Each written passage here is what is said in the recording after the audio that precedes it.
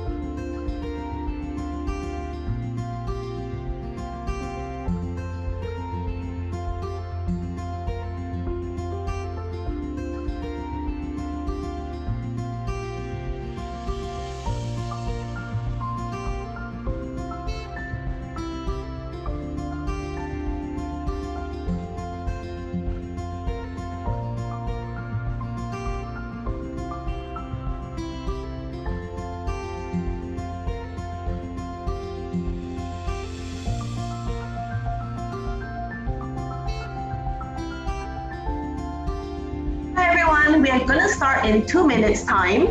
So once again, we are playing background music at the moment. If you cannot hear it, please reach us through the chat volume. You can also reach us through the chat module if you are facing any technical issues. And also a gentle reminder that we will be running a poll shortly, and we hope you'll participate to help us to shape the discussion tonight.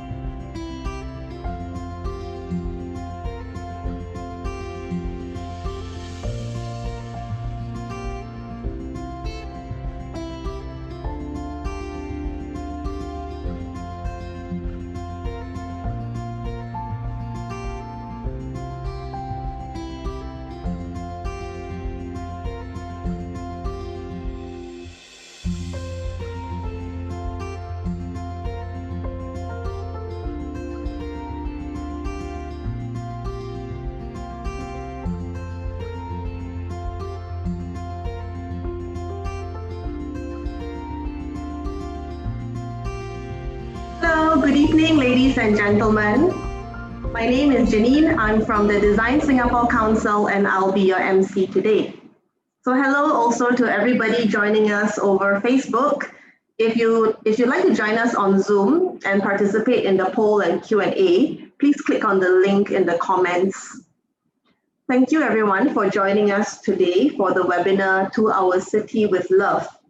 This session is brought to you by Design Singapore Council, the National Agency for Design in Singapore, in partnership with Centre for Livable Cities, Deloitte Centre for the Edge, Participate in Design, the Housing and Development Board, and the Urban Redevelopment Authority in support of the Singapore Together movement. This event is also part of the National Design Centre's program lineup in August and September, which has a thematic focus on Singapore, our home. So before we proceed, I would like to highlight a few housekeeping notes, which you can see on the screen right now. And once again, if you encounter any technical difficulties, you can reach us anytime through the Zoom chat function. We thank you for your patience and understanding if conditions turn out to be less than perfect. During this webinar, your audio will be on mute by default. However, we welcome questions at any time during the session using the Zoom Q&A function. When you pose a question, could you please also state your name, where you're from, and which panelist you'd like to respond to your question. Finally, do note that this session is being recorded as well. And with this, I'd like to kick off tonight's program, which builds on last month's webinar that discussed different definitions of livability in Singapore. Tonight, we are going to explore how we can design and create livability in our spaces, experiences, and interactions. We'll also be launching our public surveys for this project at the end of the webinar, so please stay on till the end to find out how you can add your voice to our research. I'd like to start by inviting Mr. Mark Wee, Executive Director of Design Singapore Council, to give us some opening remarks. Mark is a design thinking pioneer in Singapore, having designed award-winning experiences for the public and private sector. As a design veteran with wide industry connections, Mark has brought the work of the Council to the attention of global design leaders. He is an architect by training, and he was recognized by the Urban Redevelopment Authority in 2017 as the top 20 under 45 architects in Singapore. Please welcome Mark.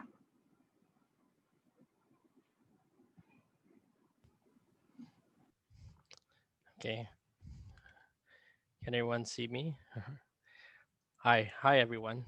Morning. Good evening. Just welcome. Welcome to our webinar. Just thank you for dialing in. Uh, a warm welcome to our webinar to our city with love.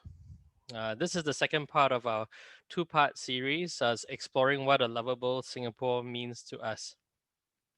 So I'm Mark, as Jenny has shared. I'm the Executive Director of the Design Singapore Council, and I'm super happy to welcome such a wonderful and diverse audience from Singapore and also beyond our shores. I understand that actually this evening we actually have guests from Southeast Asia, India, Australia, and various parts of Europe as well. So just thank you for joining us this evening, whatever time zone you're calling in from. A number of our guests may be joining us for the first time, so I'll just take a few moments to introduce Design Singapore Council and what we do. As a national agency for design, our vision is for Singapore to be an innovation driven economy and a lovable city through design. We help organizations and enterprises use design as a strategy to grow businesses and deliver people centered public services, nurture industry ready talents, and enable a design minded workforce for the future economy. We also promote the Singapore brand through raising design appreciation on home ground and making emotional connections with people across the world, for example, through this webinar tonight. I'm really excited to introduce the topic of our webinar today, which is about how we can come together to design a lovable Singapore. This follows on from a wonderful discussion we had from our first webinar, where our moderator and panelists actually drove a very candid discussion around what love means and how it's defined. And three key questions arose from that vibrant discussion. The first was, what is Singapore's vision for lovability? The second, who participates in creating this vision and who has been left out? And perhaps the crux of the issue, which our guests also asked in the Q&A, the last question was, why is lovability important to Singapore? While our understanding of these issues continues to evolve as we gather more perspectives, we'd like to put forward our thoughts, especially for the third question, why we are interested to study lovability in Singapore. From early research and interviews we've done with our partners, we've found that people actually do form strong emotional connections with the places and communities they live in, and that there's a strong correlation between emotional attachment, commitment, and participation. So, that is to say, what we love, we will look after well. So in Singapore, examples of this have been told about through our interviews are places like community gardens, some void decks, corridors of our HB flats, public parks, hawker centers, and some heritage sites. These are places of high lovability that people feel strong ownership and connections with. And they often speak about them with pride and they may be motivated to keep them well maintained. Through our interviews, we found that there are also, of course, places in Singapore that are not so lovable. Some interviewees brought up certain heritage sites, saying they feel contrived and touristy. What makes one heritage site feel authentic and lovable and the other distant and irrelevant? This is the question we hope to explore in today's webinar. Can we actually design lovable places? And related to that, can we also improve places that aren't lovable and may even cause us heartbreak? The answers to these questions are important not just to Singapore, but also to the world. For today, more than half of the world's population lives in urban areas, and by 2050, two-thirds of the global population will do so according to the United Nations. Along with that, cities are facing increasingly complex problems like climate change, aging population, economic recession as a result of geopolitical uncertainties. And not to mention, of course, the severe consequences that a global pandemic has had on our urban society and economy. We feel strongly that the solutions to these challenges will be driven by people who love the places they live in and who actually have a stake in improving the lives of the communities and environment. So today, we're excited to gather 5 people from diverse backgrounds across private, public, and community sectors, but who have all spent much of their careers thinking and working on creating lovability. And more importantly, I'm sure our speakers tonight will agree with me. We are keen to hear from you, our audience, through the polls and question and Q&A. In fact, at the end of today's webinar, we'll be launching our public surveys to invite everyone to give us your views on what is lovable or unlovable about Singapore and how we can actually make Singapore more lovable. We're planning many different ways you can participate in and share your views through interactive activities, and we welcome all voices. Our vision of lovability in Singapore is one that all of us participate in and has a hand in creating. And with this, I'd love to hand the time over to our panelists, and I wish everyone, of course, a very lovable evening. Thank you. Thank you, Mark. And with that, let's move on to tonight's program. Please allow me to introduce our speakers, starting from our moderator, Mr. Adib Jalal. Adib is an urbanist exploring how to make our cities lovable places for people to live in. He is the co-founder and director of placemaking studio Shophouse & Co., where he consults on strategies for community-centered urban developments, facilitates stakeholder engagements, and curates programs to create a shared experience of the city. Joining him today, we have 4 wonderful panelists. First, Mr. Tai Li Xiang. Li Xiang is a practicing architect and urban planner whose projects have won both local and international awards. He's a thought leader and a strong advocate in the field of design. He is currently the executive director of Build SG, the Building and Construction Authority's Industry Transformation Initiative. Next, we have Ms. So Li Shan. Li Shan is the co-managing director of Agency. Her experience spans designing for behavioral change, service experience design, organizational design, new product development, and communications strategy. As a journalist and design researcher, she believes empathy is at the root of great design and is particularly interested in humanizing complexity. Next, we have Ms. Hannah Harris. Since March this year, Hannah has been appointed the Chief Design Officer of the City of Helsinki, which is the first city in the world to hire a Chief Design Officer, being devoted to being a design-driven city. Prior to this, Hannah was Director of Art Info Finland, and she has also been Program Director at Helsinki Design Week and the Finnish Institute in London. Last but not least, we have Mr. Kelvin Ang. Kelvin has close to 2 decades of experience in architecture and conservation at the Urban Redevelopment Authority. As Director of Conservation Management, he is experienced in managing public education and partnership programs, overseeing place management efforts.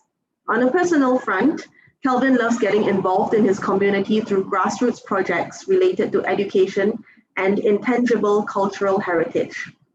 Welcome all speakers, and now over to you, Adib. Hi, good evening, everyone.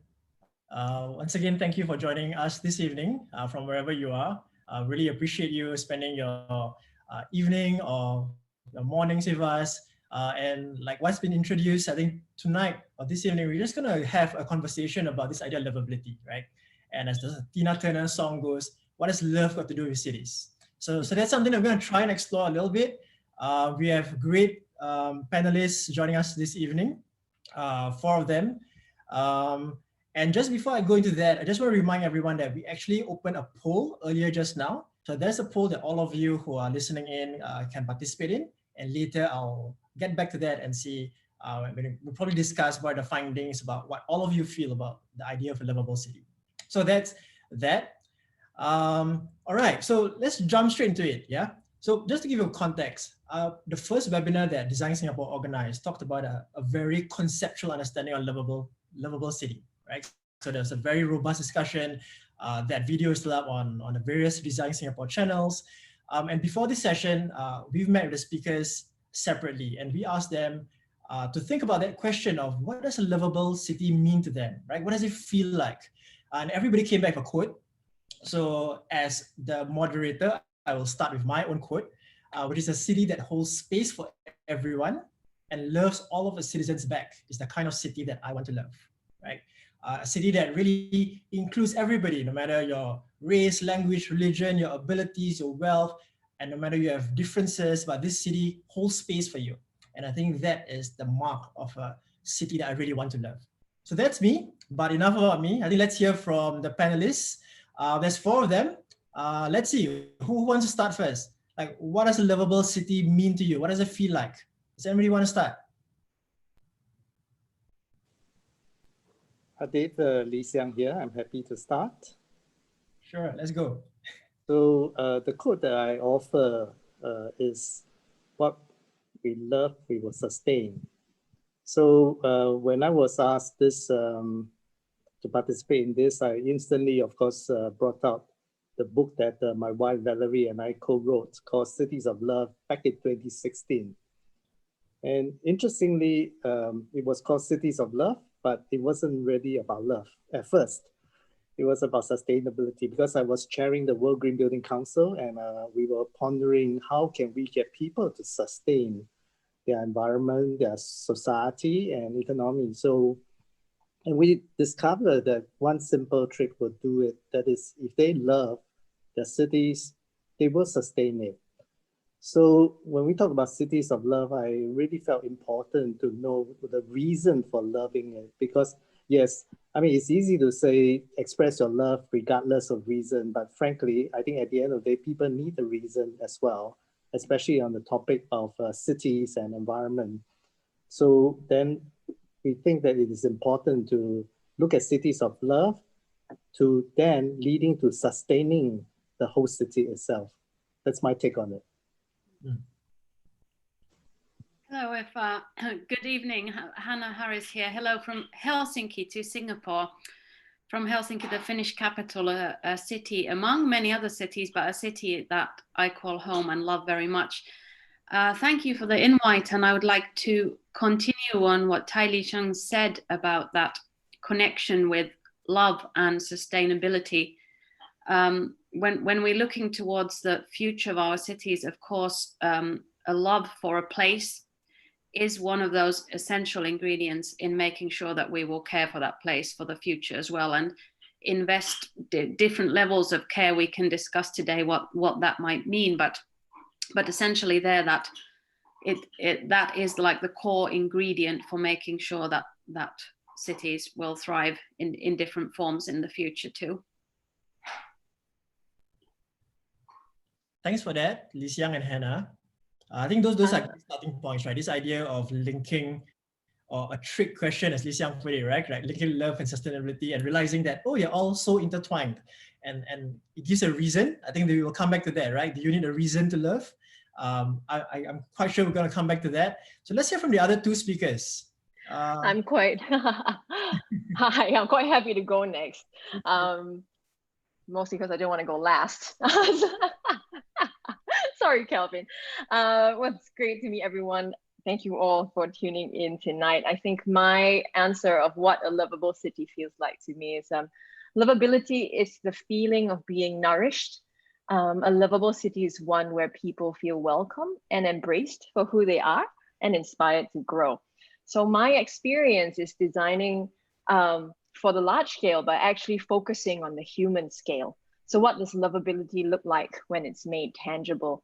A lovable city feels like there are spaces within it that I can make my own. Like, for example, that are built beyond the functional. So for example, I can bet a lot of money that Changi Airport is the only airport in the world where people go to study in, where tons of students go to study in and make their own memories. So from a human-centered point of view, when it comes to lovable, how do we design for memories to be made? How do we better understand people's aspirations and make them feel as if those aspirations are understood? So that's how I'm thinking about livability today. That's wonderful, Lishan. I mean, the idea that, making your own, right? And your own memories, right? And I think, Kelvin, you have something about your own memories and stories. You have something about that, don't you? Hi, everyone. Good to meet friends from here and from far. I'm Kelvin, calling in from Tiong Bahru, that you may know. My quote is that I love my Singapore because there are buildings and places that remind me of human stories from the past. So they anchor me, right? And not just me. And I love my hometown because there are places and spaces that actually seed and sustain human relationships for tomorrow. I think if we want to have a sense of love, as I said, there's a factor of time, and there's also a factor of time ahead, hope, because you want the seed to grow, right? So I don't think we can really just say love something that is physically beautiful. There's an emotional angle, and this love is nurtured over time. Maybe it's a bit like arranged marriage, perhaps, right? you have to do what you do with it. And my anecdote about loving a place has got to do with Kampong Glam. My day job has to do with managing Kampong Glam, the historic district in the north of Singapore city. And Mark mentioned a bit about people feeling an area whether it's authentic or not authentic, do they love it or not. And working with Kampong Glam has actually given me some insights about what makes it lovable. Interestingly, there's always an insider view and outsider view. What makes a place seemingly authentic may be very different from what makes a place meaningful to the local people, right? So by meeting the people in my life who have all connections with Kampong Glam, I realized that they still love it simply because they've got all those memories from their childhood. And every time they go back, no matter what change that has been on site, not just about recognizing the buildings that are there, it's that say, this is where I grew up, this is where my grandmother settled when she came from Java or from Sumatra or somewhere.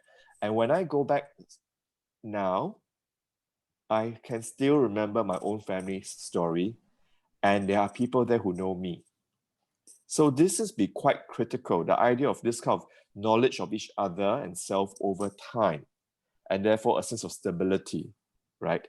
So the Kampong Glam for me has gone from a place that I go there to buy batiks or rings or collectibles to a place where I know Kampong Glam is important to my neighbor in Queenstown because Auntie Fatima grew up in Bussorah Street, and my friend from junior college because Awiya's mom also grew up in Bussorah Street. They never knew each other, but when they knew I did this work, suddenly say, "Oh gosh, you're looking after our hometown." So suddenly the response becomes very, very great. So it makes me as a planner understand that whatever I do with the hardware, what is important for my constituents or my citizens that I work with as citizens is the software. What do I do to sustain that sense of stability, that familiarity in the face of inevitable change? So love has to grow, but love needs certain stability. How do you deal with this change and stability? Yeah, I mean that's a very difficult question to answer, right? And hopefully we can have a chat about that this evening. That you want stability, you want time, but yet we need to design for it, and we have to deal with this. You mentioned this inevitable change that's going to come, right? Whether it's physical change or people moving out. And Lisha kind of gave us a clue to say, oh, maybe we could potentially design to make memories, whether remind ourselves of the past memories or perhaps create new ones. So there's a lot of things that we're going to unpack a little bit more. So before I move on, I just want to remind the audience, we're going to close the poll in about the next 1 minute. So if you haven't done the poll, please do so now. So back to the panelists, right? So we've kind of spoken a lot about your personal perspectives about this idea of a livable city, right? These are your own personal views or perspectives. But then for us to actually design one, right, we almost need to have, I don't know, some form of, do we need a consensus about defining what love is, and who gets to define that, right? It's such a big word that it's easy for us to say, but how do we put it in tangible terms? Yeah, maybe one of you may have had some experience in dealing with making it tangible. I don't know. Does somebody want to talk about this definition of love? Wow, that's a very difficult one. I, as an architect, I long gave up trying to design human behavior. It's much easier Don't to say design the that. physical. It's much easier to design physical environment. No, I did this point is that in Singapore, we always build the infrastructure first and then build the community. Whereas I've been to many parts of the world where they don't have the resources to build infra. So they actually build community first. So I think it's contextual.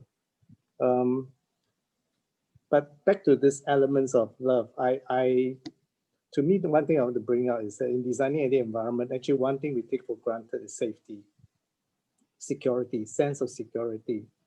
You can't feel love in a place that you feel danger all over the place. So that's one place to start analyzing what makes a place safe. And of course, you can think about physical attributes of a safe environment.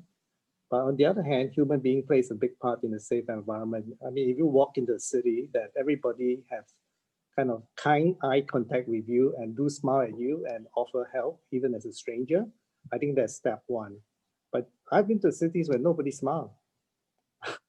I've been to cities where I look lost, nobody comes and help me. So I can't say there's a cities of love. I don't know whether it helps, but I think just food for thought. Yeah, thanks for sharing that, Lisa. I mean, that's an interesting idea, right? That the cultural context like plays a very important role. I mean, you brought up an example about how Singapore have always started the hardware, and in other parts of the world they start the heart first, right? I'm just curious, Hannah, what's your experience with the built environment and that link with the idea of livability in Helsinki? How does it look like? Yeah, hi. Maybe I could tell about the example of the new Audi Central Library here, because I think it connects to many of these themes and what Li Shanso was saying earlier about. I very much agree with that potential that we have to find the human scale in what, even are we designing something small or large, but the human scale within, and something that allows us to grow and be curious, and at the same time there's a safe kind of base or kind of a place that is one's own. And if I could maybe have the Audi slide on there now, I could briefly tell about the story of the new Central Library Audi in Helsinki, which opened just under 2 years ago. Here it is, the building by Ala Architects. And just to give you a brief context, so here we have like a large major public, we can stay on this image for a second. So a large major new built environment investment in the city center of Helsinki. This is in a spot which is symbolically very, very important. So it's facing the Parliament building. So there's like the kind of the power of the people with the power of the state. So if you look at the top floor balcony, you stand there, your eye level is eye level with the Parliament, looking across the road. But so this is a building that came out, it is of course now like a crown jewel. It's winning prizes, design prizes, architecture prizes, whatnot. It's a kind of a very visible thing in injection into the city center. But what's important there, if we look onto the next slide, so this, if I can have the next slide, but yes, so this is a building that was a much wanted, we were kind of missing a central library. We as a nation have 100 years of history of building in a way the nation's identity with libraries. This is a project we explored as well in the last Venice Architecture Biennale, but in a way you can see here, there's been children's departments in every library. There's been this mentality of pushing education forward, pushing something that is a place for shared learning and a place for everybody to make their own, kind of in a way, a materialization of democracy and active citizenship. But in this the case for this building, so there was a lot of work that went behind it, both with our library system, and so in a way those communities that are using the library. It was really a pilot for public participation in all kinds of, there was lots of different co-design going on in both what a library of the 21st century might mean, but also how it functions today. So there's different kind of teal organizational models going in there, and a lot of work in making sure there was ownership in all kinds of level, from top management all the way down to different user groups throughout the project. Of course, it is also a showcase of New Finnish architecture.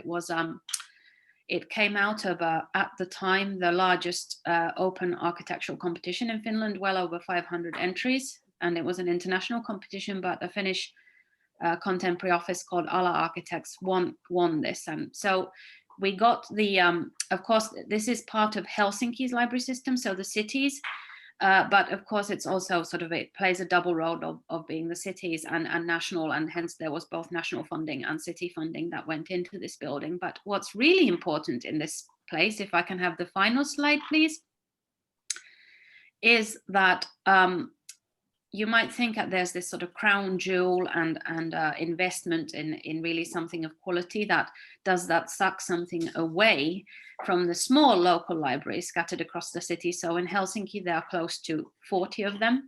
But no, on the contrary, we've seen a 140% increase in visitor count in all libraries across the city.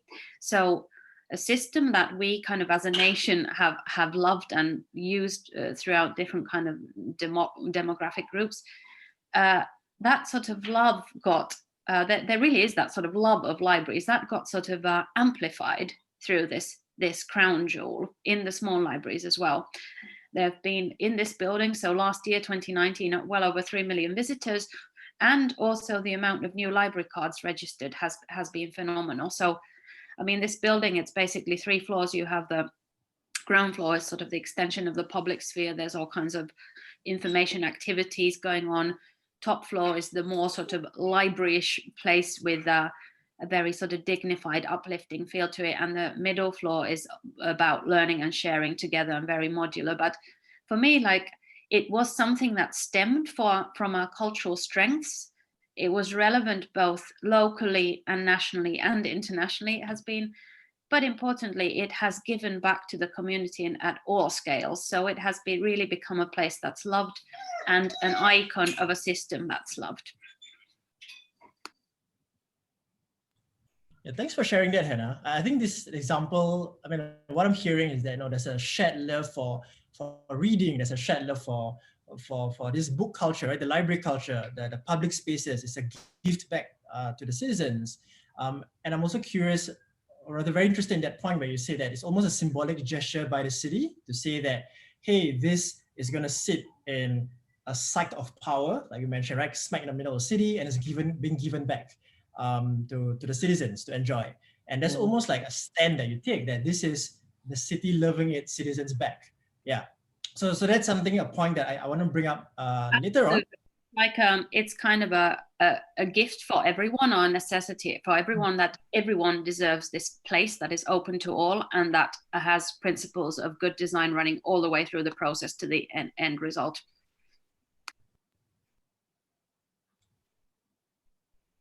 Yes, yeah. I think that's something that we will come back to that. But I'm just going to come back to this section of defining it, right?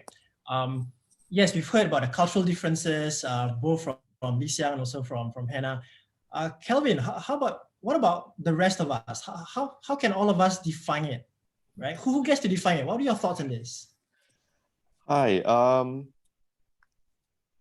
Behind me are 2 pictures that I really like about Singapore. On this side is a Batik portrait of Boat Quay, one of the iconic sites of Singapore city, by one of our early artists. And on my left is a watercolor of the Kallang River, Singapore's other river that's unfortunately very overlooked, right? But they've both been captured by artists. So I've always thought that our visual artists, be it painters, drawers, photographers, etc., they have a special skill to be able to crystallize a certain sense of beauty in our surroundings, such that we re-look at our city and understand its complex beauty. So I think one way of defining the beauty of a space, and perhaps therefore trigger a sense of affection or love, would be to engage more artists, including poets and songwriters, etc. Right? Then the question is, are there some places that are really so unlovable that no one would draw them, etc. And therefore we overlook it, or they have no potential to be loved? But then there's a danger to focusing on beauty. Does it mean that if something is not conventionally beautiful, it is therefore unworthy of being loved? And I think this is something that we have to think about. So I thought the Helsinki Library what may be interesting to understand would be that does everyone who goes there to see it, do they actually love its look? Okay, as a designer, I guess the visual outcome is one of the important considerations. Or actually, is there something beyond the look or the visual appearance of the library or the city that triggers the sense of affection or wanting to love it? You know, are there some other mechanisms at play? For example, we talked about it, myth and myth making. Are there some myths of our various cultures that can actually be very powerful in either driving a design process or design outcome, or driving the desire to want to love? Is there a myth that you feel Singapore has that we, I know that there's a seed or something there that we could build upon and say that's the seed that's gonna grow this ideal lovable city? Okay, okay. So I was born in 1972, and interestingly, in the same year, the Malayan was inaugurated at Singapore River, right? And as I grew up in Singapore, the Malayan has been a figure that I think is both loved and hated. It's a question: is it for us? Is it for others? Is it what is this marriage of the Lion City and the sea? You know, it is a very powerful symbol. Singapore's Lion City. But very often I notice we no longer call ourselves the Lion City. We are very practical. It's Singapore. And we are a city by the sea. So the Malayan is one outcome of trying to create a new symbol for this Lion City that's dependent on trade, exchange of ideas, people coming everywhere for their fame and fortune and love, I suppose, right? So we have this Malayan that has been sitting there, kitschy and all that. But recently I noticed that the Malayan has become reinvented by many different young artists in Singapore into objects that are not for foreign consumption, but for local consumption, for our children, as soft toys, as key rings, etc. So I think it's quite interesting. Are we finally learning to love the Malayan? Does it mean that in 100 years' time, we may one day have a ritual like what they have in Venice? Every year, the mayor of Venice goes into the harbor and throws a gold ring to the lagoon to renew the vow of marriage between Venice, the Lion City, with the sea, which brought it its wealth. So perhaps. So Lishan, do you love the Malayan? I actually do love the Malayan. It's actually quite fun, and I think a bunch of the really interesting initiatives, like for one time there was this hotel that was built around the Malayan and it kind of sold out in an hour or something like that, like spend an evening with the head of the Malayan in the room, in this like kind of tiny box around it, and people just wanted that experience. And you know, you see lots of people, I mean, even Malayan has become part of the lingo. When you spend the night at the club and you drink too much, you Merlion. And I love how, you know, that all these kind of the built environment overflows into common vernacular, and people take ownership of the different structures and the different things that have been built and make it their own and co-opt their meaning to something else, which is why I like moving on to perhaps why it's important to have a lovable city. And I love the analogy of love here because it's ultimately an outcome, right? It's an outcome of having a common language. It's an outcome of having something that we share, that we have in common, and that we all accept and take responsibility for.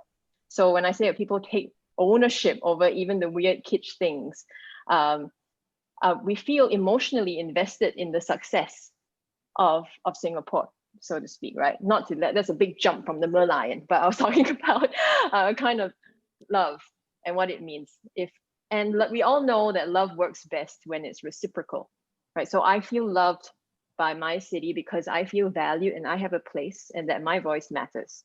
So when it comes to who gets to define love, I actually think, and I'll shout out for the industry I work in, which is the practice of human-centered design, right? It's that has to start with the user, right? The end, like the citizen is the customer, right? And they have to be spoken to in a way that has their aspirations heard. And how do we design for that?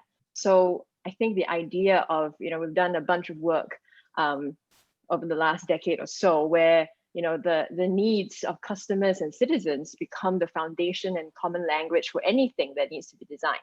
And that can be anything from a government policy to like a finance policy to a mall. And you can use those same principles and that power of bringing everyone to the table, because we have distilled what those needs are and what we need to design for. I think it's a great way to make someone feel heard and as a result feel loved.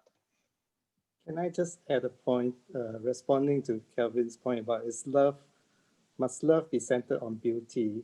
I think this is where we need to distinguish between cities of love, a lovable city versus a lovable building. I think a city comprises of many buildings, the sum of many parts. So you can't avoid having ugly buildings. But on the whole, I think you can have beautiful cities, just like human beings, right? So I would subscribe to the view that a whole city actually can all look beautiful. I've been to so many cities, 50, 60 cities, and from the air, most of them look beautiful. The only time when you can say it's not beautiful when they are so badly maintained, it is so unloved by the people, the physical building, then you know something is wrong in there.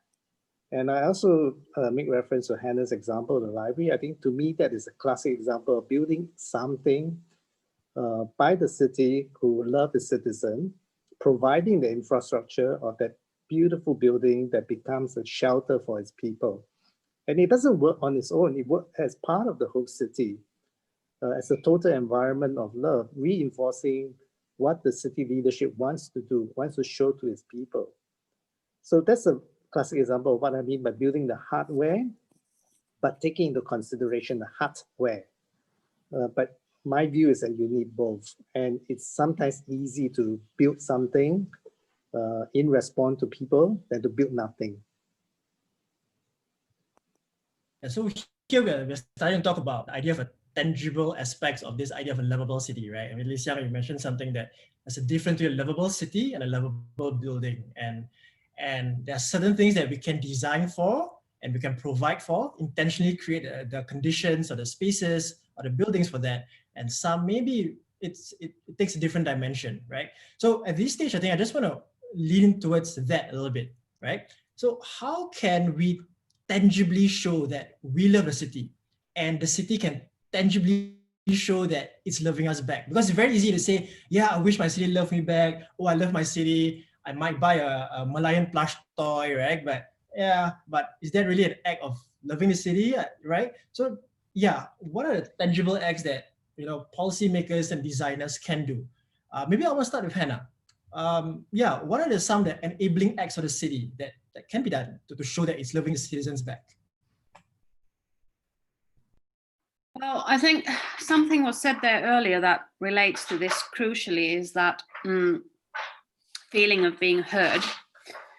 And I mean, this relates, of course, to entire systems about how city services work or how different feedback systems might work, or how the planning system works and so forth. But then there is that sense of, okay, my idea and my spot or something that's important to me in the city, that how does that actually, do I get some response to it, whether or not it's being executed? But that feeling of being heard is crucial. And that means that anything that's been designed in a city has to, as Li Shan was saying, start from that understanding of why are we doing this in the first place and for who?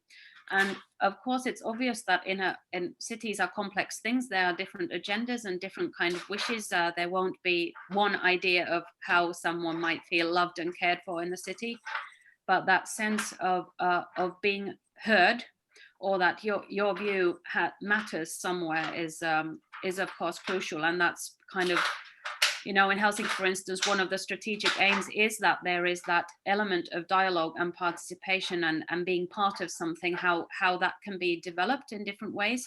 One key area, of course, is, for instance, how we work with children and young people. How you might, in things like school environments, incorporate into the curriculum. For instance, if you're looking at the city and the built environment, that how might you have something that first of all, uses the immediate environment, the school building or the parks around, the public space around, as a kind of learning environment, and by understanding more of the different historical layers or what happens there, how they came about, what the materials are, where might they go. That sort of all contributes to the what they might be in the future. But I really believe that those are strong elements, like was said earlier, of giving us tools to build our own places and those memories, and through that an appreciation and will to want to contribute to them in the future too.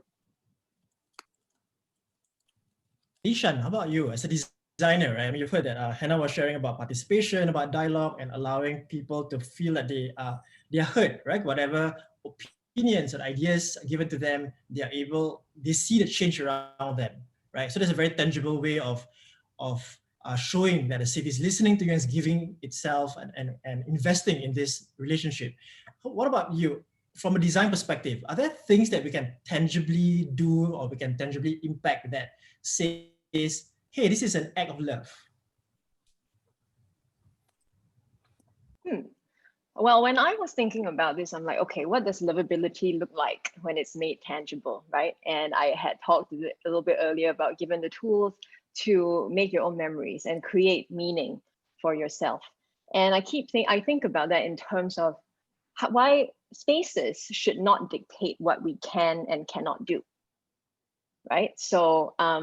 So I like to think about this as designing to 70%. And the idea of being heard is not necessarily you raise your hand or you write something down in a feedback form and you put it in, right? I think there's so many ways in which people, and I think about, okay, I've got one example, which is around our MRT stations, right? And which, Hannah, that's our public transit, that's our subway, basically. And I remember a while back, someone made puns out of all the station names.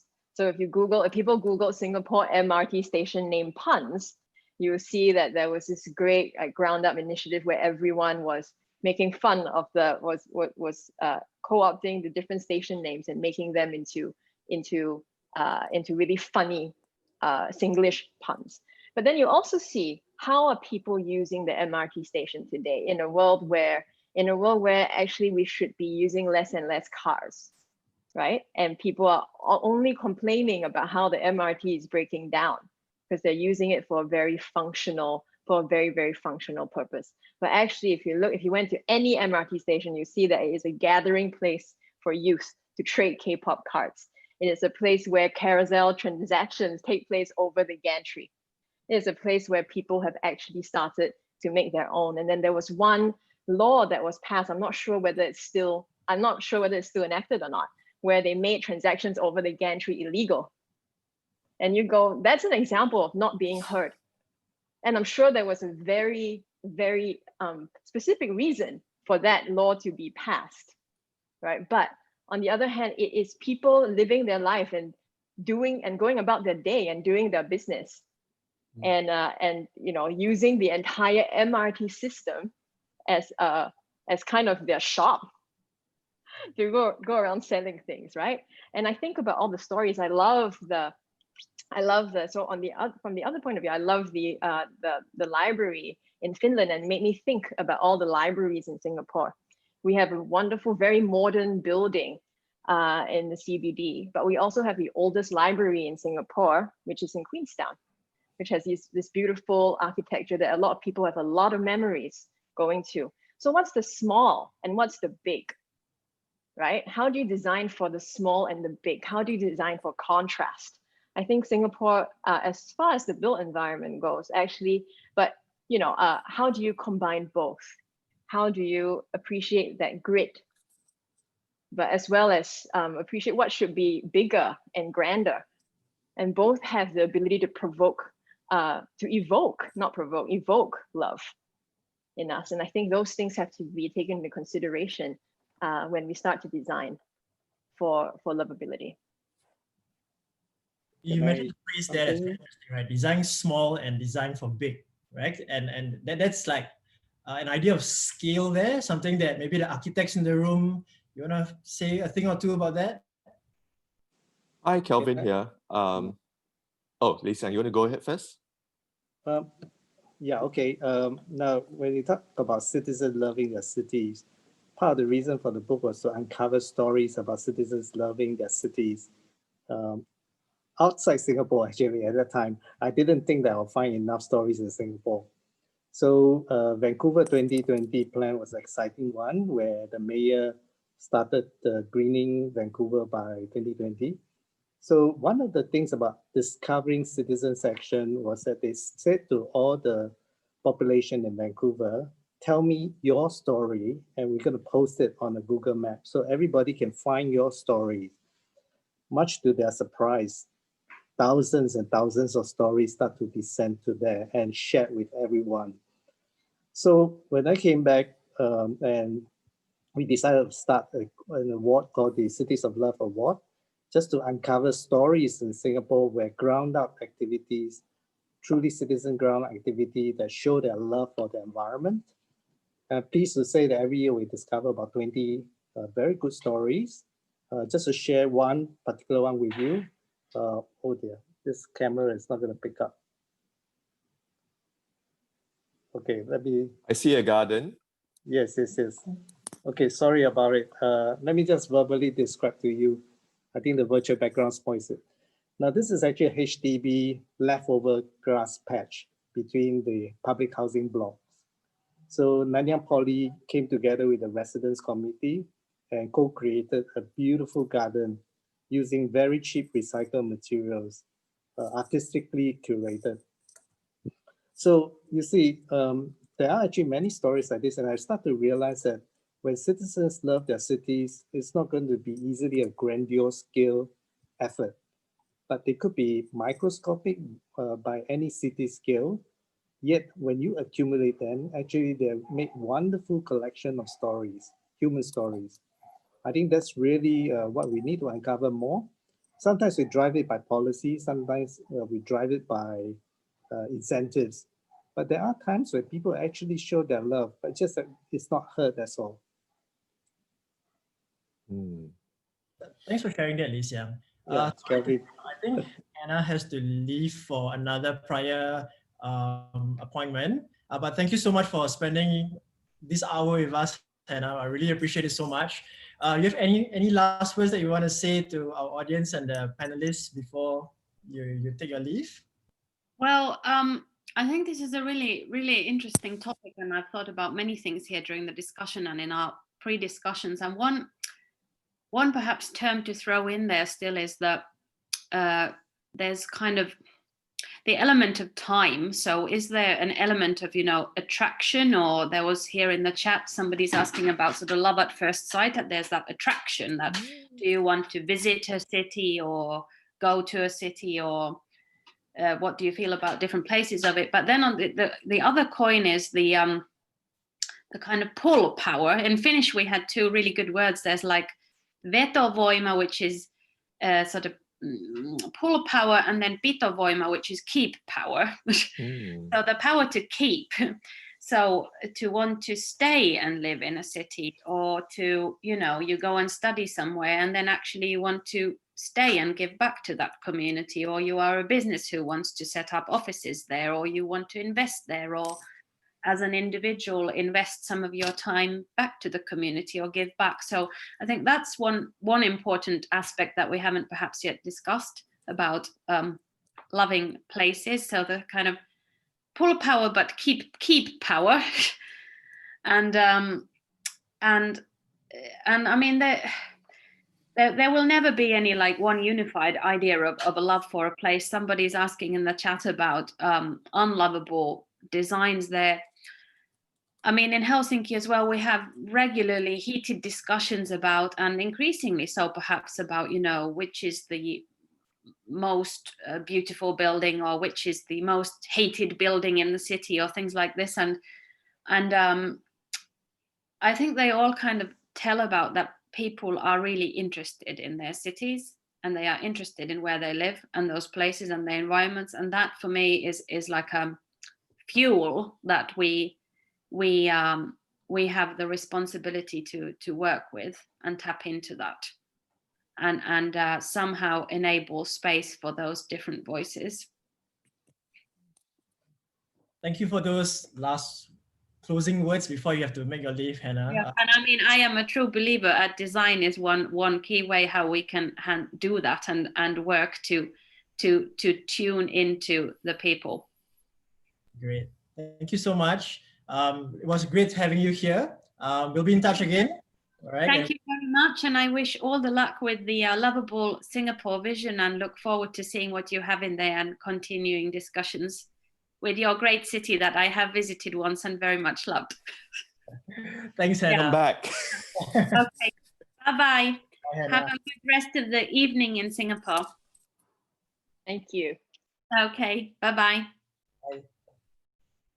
Okay, so meanwhile, yes, we'll continue. I think there's some themes that Hannah brought up that, I don't know, it sounds like material for webinar 3. Maybe Design Singapore needs to organize a third one. So we were talking about making this tangible, right? Lee Siang was sharing a bit of an example, and we were talking about designing big and small, about scale. And I think, Kelvin, you were going to say something about that as well. Yes. Okay, so as a conservationist, I work with both big buildings and small buildings. But what I found for the public, it's not so much whether it's a big building or small building. I think we talked about the new National Library that's really huge, and the old Queenstown Library that's very small in Queenstown. And the Queenstown Library is my library. I grew up in Queenstown. That's my library. To me, right? That's my library. And I thought actually what is something we can make tangible more in Singapore with regards to love, whatever scale, is the idea that we have to get involved in these discussions. You know, it's not just about what is being kept or what's not to be kept, but it's what do we do with the city around us? Do we wish to participate? And if we wish to participate, are there structures and systems in place to allow for participation? You know, because this is so important, because if we have clearer and more as we develop more sophisticated systems for participation, dialogue, hearing from each other, I believe that this is then we can really garner love. So just this past weekend, we had a distribution of mooncakes for seniors in this neighborhood. Someone had donated mooncakes for seniors, and I'm involved in the grassroots in Tiong Bahru. I'm in the residents committee, and because this estate hasn't got lifts, it's very challenging to visit 500 flats with 20 people to distribute mooncakes. So we did something new. We used Facebook to say we call. We have this thing to do. Who wants to come and help? And I was so impressed. We were so humbled that more than 20 new individuals came to help us because they wanted to do something for Tiong Bahru.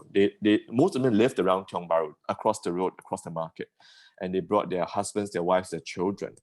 So to me, that's expression of love.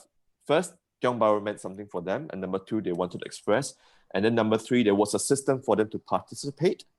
And now the challenge for me as in the neighborhood committee is how do I keep them close to us to say what makes it meaningful for you to want to continue to participate in other parts of the neighborhood in its future, right?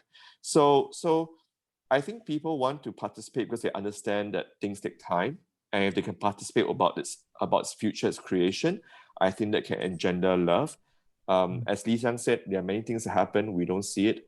Before I moved in here, our new Tiong Bahru was beautiful as Art Deco. After being here for 15 years, I realized that some of my neighbors, they really love this place because it's their memories, and they want to make sure they can do something. It can be planting a garden, it can be sweeping the street, it can be coming out to talk to a neighbor. So many little acts of love. But we need to start designing systems where people can really participate. But I also feel that scale is not to be overlooked as a designer. I chose to live in Tiong Bahru in Singapore because of my experience of a student in London on the Portobello Road.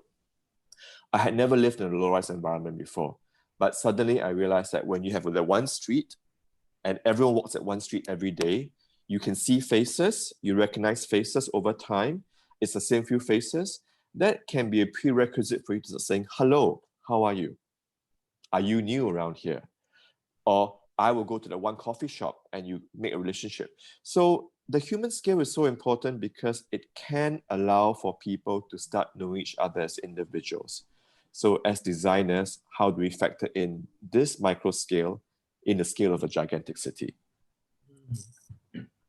yeah, there's a lot of things to think about from a design perspective, right? And I'm just starting to get a sense that it's possible if you start to really take note of all these little things, like you mentioned about the layering of not just the physical environment, but the people who live in it, right? The emotional connection. We talk about the size. I think previously we also talked about the ability to have eye contact across the street. Li Xiang, also you previously mentioned about other seemingly unsexy acts of love, right? We were talking about that, like providing lifts and ramps. Yeah, you want to elaborate on that a bit more?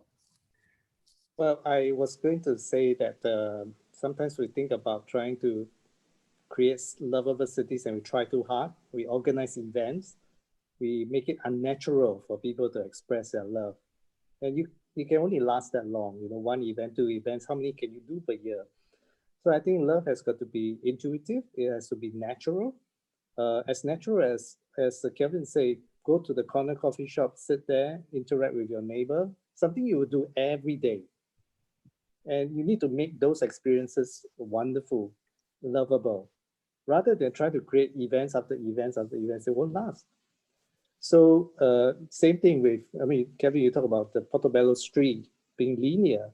What about our vertical street? Our lift lobbies are absolutely functional and transactional. There's no feeling in it because of, floor area constraints and all that stuff, right?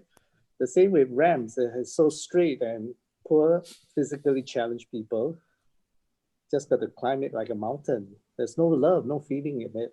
So everyday things we take it for granted. But if our designers, if our planners and even policymakers think about making use of every little opportunity to create spaces for human interaction, human love of expression, and just enjoy everyday life, I think the city will transform itself remarkably. So Thanks for that, Li Xiang. Just jumping here, the small things, right? One thing that really frustrates me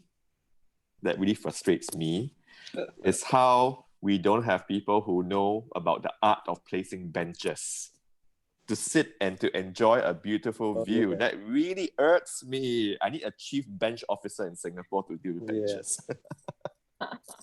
So what can the designers listening to this do then, right? We talk about benches, we talk about designing opportunities for memories. So, what's that big shift that needs to happen in the design scene?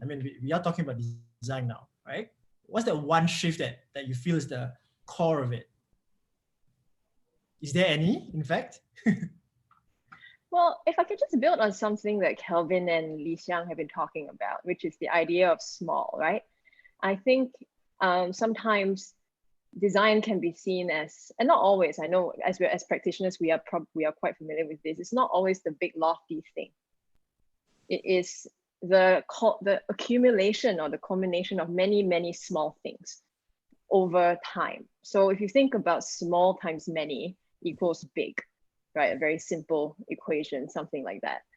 Right? You go, the more small pockets you try and design and the more you try and connect the dots, the more cohesive the big picture will be. You just have to know what you're driving towards. Yes, we are ultimately driving towards lovability, but you can't really design for lovability. You have to break lovability down into much, much smaller pockets to think about. So what are the series of briefs that we would want to put out there? How do you get private and public to come together a lot more? It's not even just, these days, it's not just fully the public or private sector whose responsibility it is, but you're trying to have that blend where you can actually move towards a common goal together. And actually, there was one other thing I did want to address, because I do love a lot of things that Li Xiang and Kelvin have brought up about over time, and we are looking back at how things have grown. But I think looking forward, it would be really remiss of us to not address the current situation and the pandemic and that upheaval that has caused all of our lives, right? Where that boundary between work and home is completely blurred. And our homes were not made for 4 people. Imagine you've got 2 20-something-year-old children at work or even in school with home-based learning and 2 working parents in their 40s. Your HDB flat is not made for you to work, for 4 people to be on con calls all day long. you know. So those boundaries and what we do from here on out, and how, and you know, honestly, when I got like the what is it called, I could delay my income tax payments, and I got like the handout, I felt very patriotic. I'll be the first to admit, I felt that I was like, wow, great. No other government in the world can make this happen this fast, right? But but I think actually people, and if I can phrase this in kind of a very soft way, I think right now in this time, people are looking to be held in a different way, right? They're looking where everything has shifted. What does that mean for the design of our homes? What does that mean for the relationships that we forge? If we're going to be spending so much time not traveling into the city for work, where that boundary is now blurred, what does that mean for the shops that exist under our homes? Do we bring it back? Do we, you know, create? I mean, for the longest time, if you and I'm only just quoting from experience, many people talk about the elusive kampong spirit and how we've lost it. Have we designed our way out of it unintentionally? I think we may have. And what's the way to bring it back? And I think right now is the opportunity to ask what's going on at home, at work. Where do you need support, and how can that be designed? So I think there's a huge opportunity, I think, to move down a long-term, small initiative, sort of helping people cope in a much better and more sustainable way than is, for example, a sum of money, which I'm very thankful for, but may not necessarily build up the livability that we're talking about today. Yeah, I'm glad you brought it up, because even for my own practice, right, we've been thinking about this a lot, about how COVID, this whole era that we live in, affects the way we design spaces, the way we kind of create opportunities for relationships to thrive. And I think that idea of the neighborhood scale is becoming so important, right? Like we don't think about, like, say, travel to the city. We really just like go to the neighborhood shop, right? The idea of a local business that we support. Even if you use an app to get food delivered, there's still a radius that you have to engage with, right? So that idea of smallness and neighborhood scale, at least in my mind, kind of coincides quite well with this opportunity that we have to design for livability in a very strange and way that we've been given this opportunity to work on that. Yeah, I mean, how about Li Xiang and Kelvin? Any thoughts? Like, how do you think COVID will really affect the way we design for this livability? Well, I really don't think that we need to build the case around COVID. This problem existed centuries and is still going.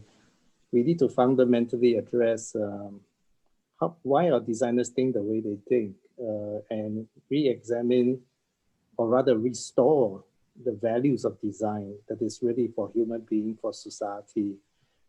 Go to schools, architecture school, design schools, and actually start questioning what are they focusing on? Is it aesthetics, or is it just engineering, technology? Are there any schools that pride themselves to say we design for human being? We need to ask those hard questions, and then we need to start research on lovable design. A good design is one possibility. Lovable brings it sharper, the focus. And if it is not enough, find some other name, whatever that schools are comfortable with, and do research. Take a section, say you walk through Orchard Road from Ion all the way to Istana. Start examining what part you love, what part you don't love, and why. And same thing, do with buildings too. Go through the buildings itself and say what part you love, what part you don't love, and then start to weed out all the things that you don't love. Can you imagine the overwhelming result at the end of the day if we start knowing what is lovable and then design those things? I think you will totally transform Singapore. Thanks for talking about being quite critical about our environment and what we love and what we don't love. And I thought in this overall conversation, we mentioned about time. So I think when we start looking at designing for love, we should think about designing beyond the physical object. What kind of systems are we designing to facilitate the object building space or space to be born?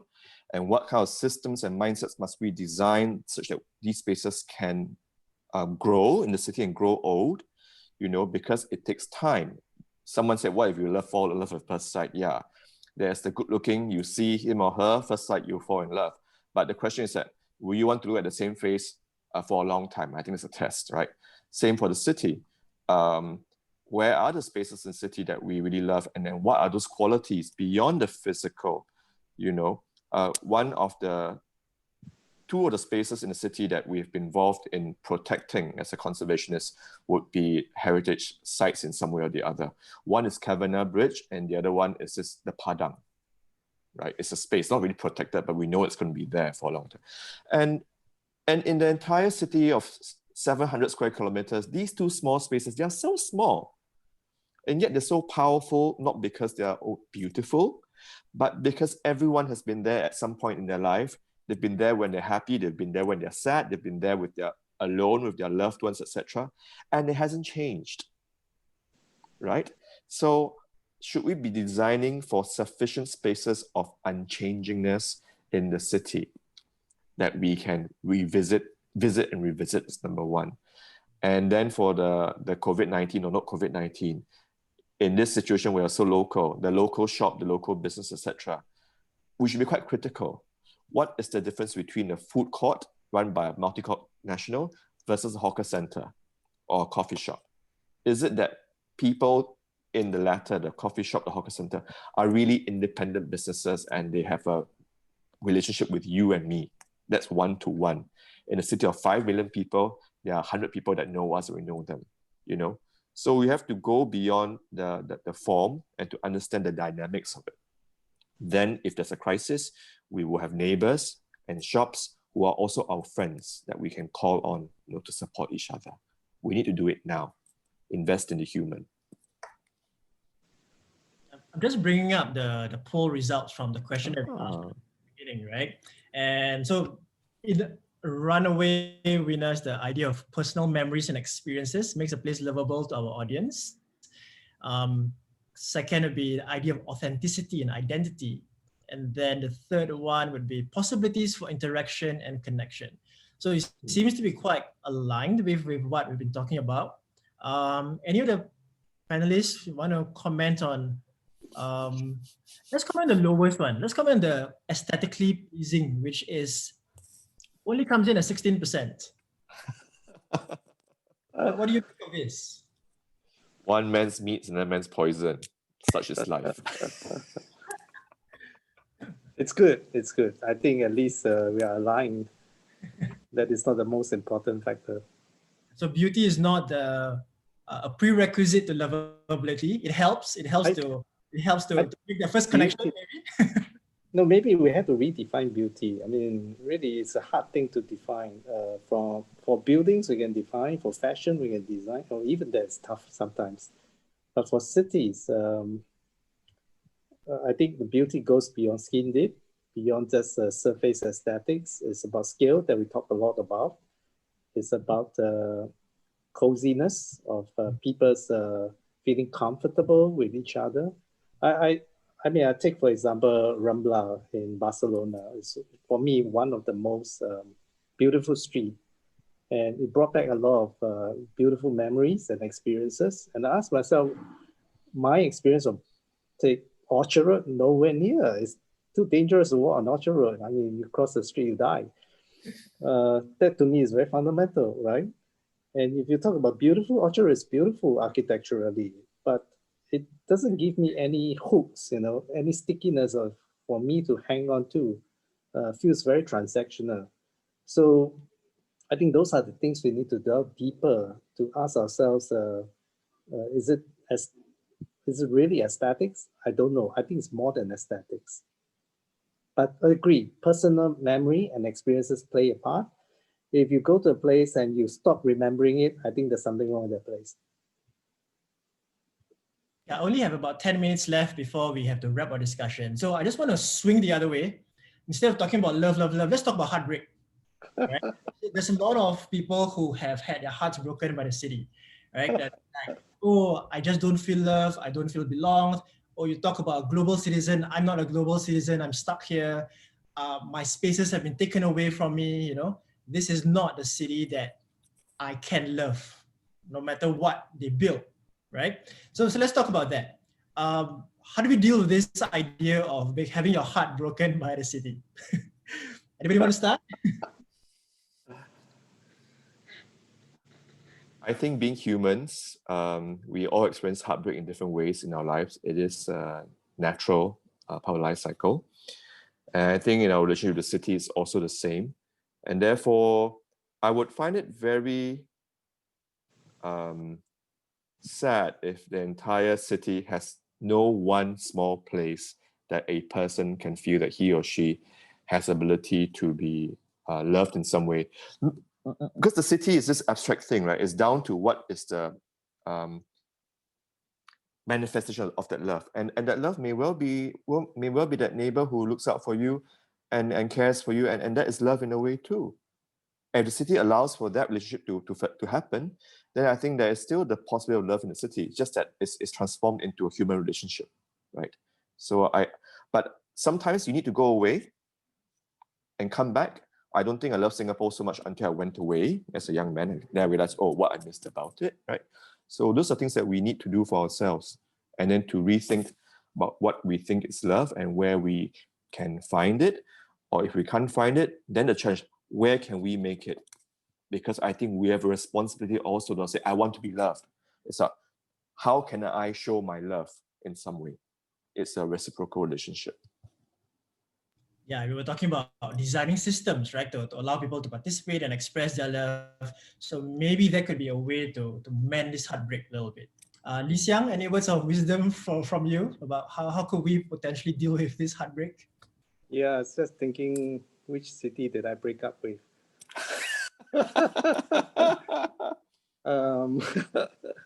Well, maybe I can think of Beijing.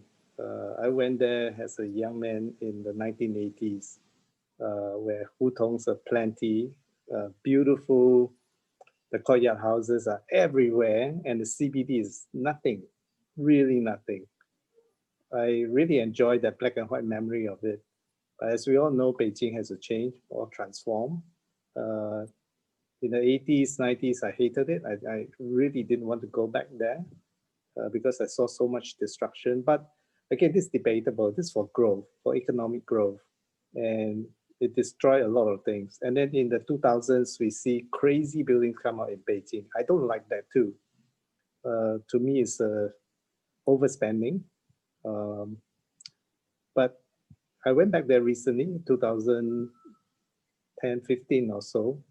I sort of like it again. I think it shows that the city planners are starting to realize you can't have a city that is designed to just resemble some other cities. Cultural elements come back with nearly 20 million people there. You have to keep them happy, otherwise you have riots. So I think the city transformed itself, very top down, unfortunately. But I start to fall in love again with it because I start to see human spaces. Very important is that, just want to make a light point here, is that a city that you fall in love with must have places to sit. In a city that nobody sits down, you can't fall in love with. So totally agree with the earlier point. So, yep, Singapore has many places still cannot sit down. So that's the key, right? To make a livable city, we're gonna how do you have a conversation with the cities? How do you have a conversation with the people if you're always rushing from point A to point B? Yeah, places to pause, places to sit. So an entire bench project would be the first project we should launch to make a livable city, maybe. Oh yeah. Romantic benches, the bench where you want to go and propose, the bench for the first date, and the bench for the date where you want to propose. This would be the test for the bench. Somewhere to put the rings or something like that. Is there a lack of spaces like that? Because that's actually a real question that came up in one of the Q&As, right? Like, are we lacking in this kind of spaces to allow love to happen? Right? I think we lack enough people in the system who feel that this is part of their remit in their day-to-day work. Who looks after love? No one looks after love, right? What gets measured gets done. So if love doesn't get measured, love doesn't get done. I mean, I'm very practical about it. So let's use the pragmatic approach to our advantage, perhaps. Yeah. We do need more babies.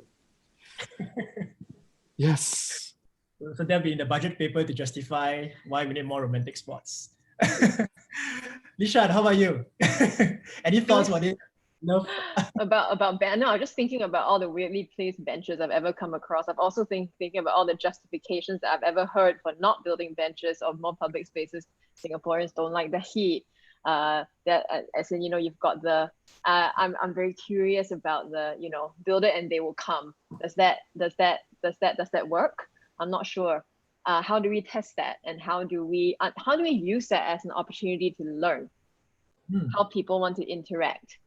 Right? How people want to interact or change the way we interact. I love Calvin's earlier point about, about a livable city, and my association with that may just be with my next door neighbor, but also with my neighborhood. But basically my idea of my city is that, and that can be enough.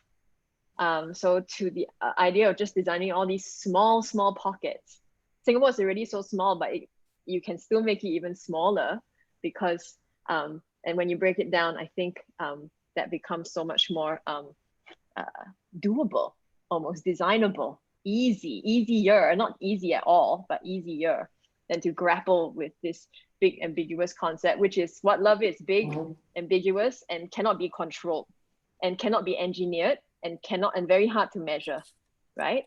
I was thinking more, I was just building on what the panelists are talking about, the bench to propose on. I like a city that is optimistic, like one that is built around a narrative of hope rather than fear. I think these days there's so much fear. Right? And I thought about the wedding and the proposal, and it made me smile, because I was like, hey, that's a really hopeful, forward-looking event. I want to stay here because I can see my future here.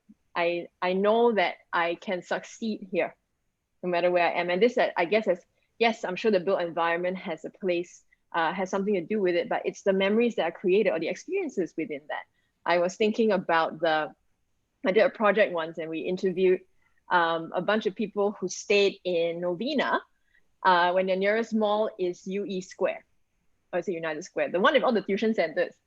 And then a very funny quote we got from that interview was, "That is the saddest McDonald's in Singapore." Saddest McDonald's in Singapore, because you have a bunch of primary school children under the age of 12 rushing their homework. And that's the only thing that they're going to remember this mall and this McDonald's for. But maybe McDonald's all over Singapore has much happier memories, but that particular one is just, I'm rushing my homework in it, right? So when we start to think about those experiences and the associations of those experiences, of maybe not performing so well in school, or wondering what your future looks like. I think there are all these things that come into play that I think can only start to be designed from looking at those individual experiences and distilling common themes of how we want to interact with each other, how we want our future to look like, which we may not even know how to articulate. We only can compare, but we cannot really articulate what it is we need. Some people maybe, but I think ultimately, if Singapore wants to be a lovable city, then the question we should be asking ourselves is, what kind of lover you want to be, right? Like what, like, you want me to love you the way I love my mother? Don't know. Or my father, my grandma? Or you want me to love you like my friend? Or you want me to love you like my partner, right? Which love story is it that you're going to tell? Or are we going to tell each other? Or accept common responsibility for? I think those things are great questions to actually start to grapple with. Yeah, I think I love that question, right? Like, if Singapore wants to be a livable city, it has to ask, what kind of level does it want to be? Maybe it needs to be a few, maybe it needs to focus on just one or two, right? It might mean different things to different people, but it's a very important question, because that kind of sets the tone about how we design, design everything, right? From built environment to policies, to communicating the systems, to enable people to participate, which we talked about as well, to the decision-making process, right? Because that sets a mental framework for us to say, I am this type of city, and this is how I'm going to show my love to my citizens or to each other, right? This has been a very wonderful conversation. I think there's a lot more Q&A on the document that I've been sent, but we are running out of time, so we can't answer all. But I'm just going to pick one quick one and see. Let's see. Okay, so there's this one, right? Livable spaces don't necessarily translate to profitable spaces. How do we deal with that? I mean, love can be expensive, you know. Any thoughts? Love is expensive. Love is expensive. Just not can be. Love is expensive.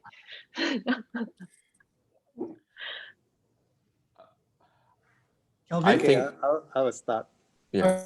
Yeah, go for it.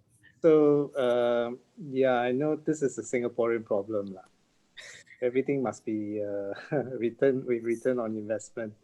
So back to my earliest point, which is what you love, you will sustain. So I think looking beyond the dollar and cents is how do we sustain this country? How do we sustain the social, economic, and environmental aspect of Singapore? I think that Singaporean will understand.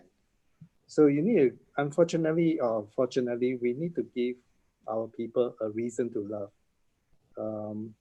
If you don't give any reason to love, I'm afraid we are not going to manage this very easily. You may accept people for a moment, but there are not going to be any roadmaps. So instead of profitability, I substitute with the word sustainability. I think that's a lot more holistic. Yes, the purists may not like it. The purists still like to say love is love. No if, no but. But here, I think we need to link, my view, link love to sustainability, but very broadly about sustaining this nation and our people. So that would be how I tackle it. I agree with Lee Xiang. I think when it comes to spaces, knowing that the city is, any country faces economic pressures and the market, right? The market is going a certain way at the moment. Therefore, our duty as, I would say, planners and managers of the city must be such that we find ways to safeguard, if not the private spaces that people love, at least the civic spaces that we have in our country. Are there enough of them? Are they sufficiently well designed, located, and managed such that people can continue to have them as a resource for expressing love in whatever way? Because at the end of the day, humans, one of my former bosses always said, you know, as a planner or conservationist, what are you giving our young men who go to NS or reservists when they're older? When push comes to shove, what reason are we giving them to say, I will stay and fight for this place instead of running away? That was a question that really shocked me because, yeah, actually, at the end of the day, if people don't love this place, why would they stay? Because the human condition is also to flee and escape and survive. So to want to stay and to defend your turf is very irrational in a way. And we're talking about irrational feelings when it comes to a country. So at the end of the day, we have to ask ourselves, what is it to love Singapore? Singapore is too abstract. We must go down the scales. Is it because I love my neighborhood, I love my community, I love my school, I love my church, temple, mosque, I love my neighbor, I love my street, I love my friends. And the city must have a system to maintain all those requirements for love to be distilled down at various scales. Then I think Singapore can sustain itself. Without love, Singapore is finished. So we must find a way to sustain the love. I'm going to try and answer the question a bit head on, mostly because of my experience in working with a lot of private sector organizations as well, where if you just talk about perhaps some real estate clients, who holds the most power in real estate, right? The people that lease the space, the people who charge rent for space. So and it works at the minute. You can. Will it work forever? Don't know. Which is why I completely am on board with this idea of what sustainability looks like. But when I think about design, I also think you can design a building. You can also design a business. Businesses right now are designed to, for example, to collect rent because it works. That's the DNA of the company, and because it works. What are some of the more innovatively designed businesses that go into co-funding, that go into investing into your small business that would that actually wants to be in your mall but cannot afford the rent, for example. What does that look like? And it goes so many ways, right? Like, how can all those things be designed at the start? It's a very complex exercise, but I truly believe that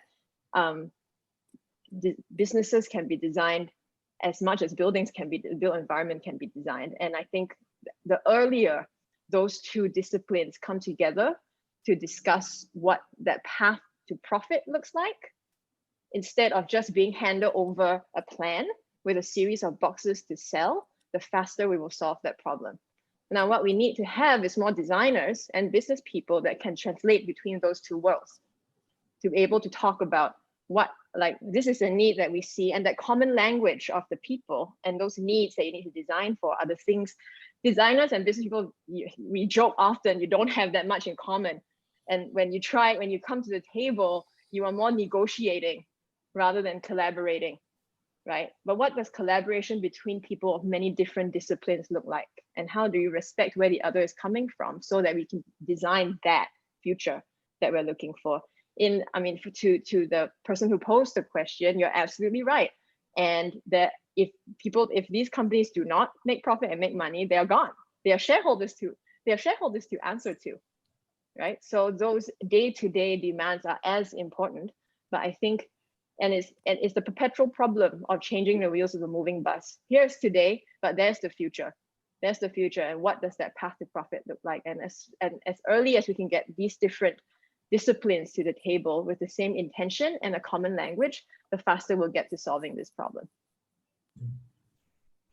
Yeah, it almost like the idea of design is to be really expanded for us to tackle this idea of a livable city, right? To design it is not just about the buildings, but the systems. We're talking about even the businesses, right? About how do all of these work together, the various disciplines, in order for us to create a sense of livability and yet balancing sustainability and profitability, because maybe they are not mutually exclusive ideas, right?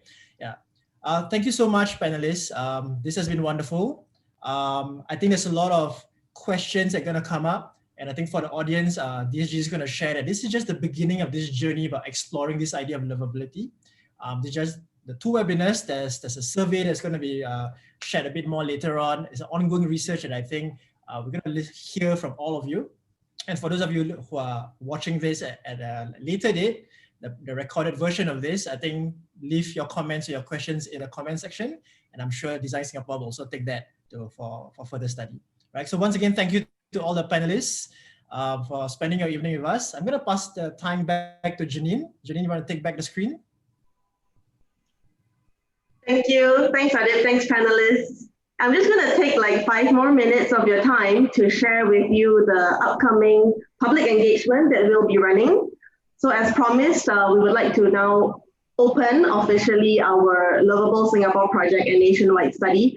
And here is how you can participate. So over the next few months, we'll be running a series of public engagements to uncover what we love about Singapore and what will make us love Singapore more.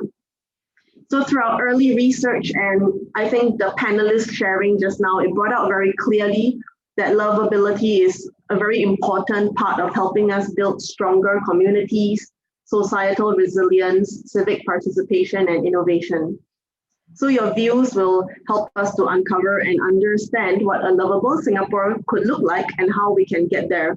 And we hope these collective insights will help us to identify opportunities to run projects and programs to make Singapore more livable. So only with diverse views and feedback can we create a robust and representative study that can serve Singapore better. So here is how you can participate. Over the next few months, there are these lineups of activities to engage you. Whether you have 10 minutes or 30 minutes or 45 minutes, there are different activities you can take part in to have your voice heard and to give us direct input into our research. So all the links to these activities can be found on our website, which we are currently putting in the chat box below. So let's say you have 10 minutes, then share a story with us through the To Me Singapore Is story collection. If you have a bit more time, you can join the online show and tell. and use your mobile phone to answer interactive multimedia questions with videos and photos. Or if you prefer to just speak to us directly, then sign up for our online Kopi Talk, which is a virtual focus group discussion and games session. So here's the QR code again, and the dates and registration links will be there on our website.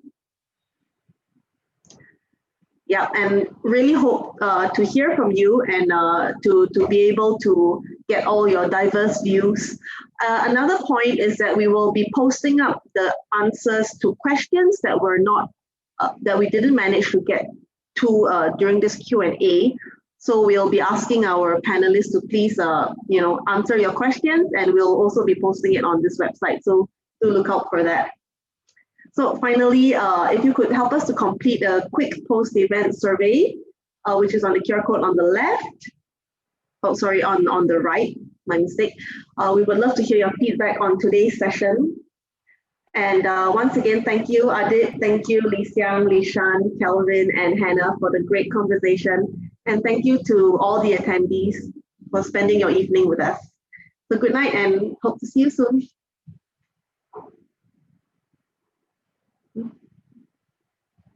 Thank you. Thank you all. Thank you. Keep safe, keep well. Thank you. Bye-bye. Bye. Bye, everyone.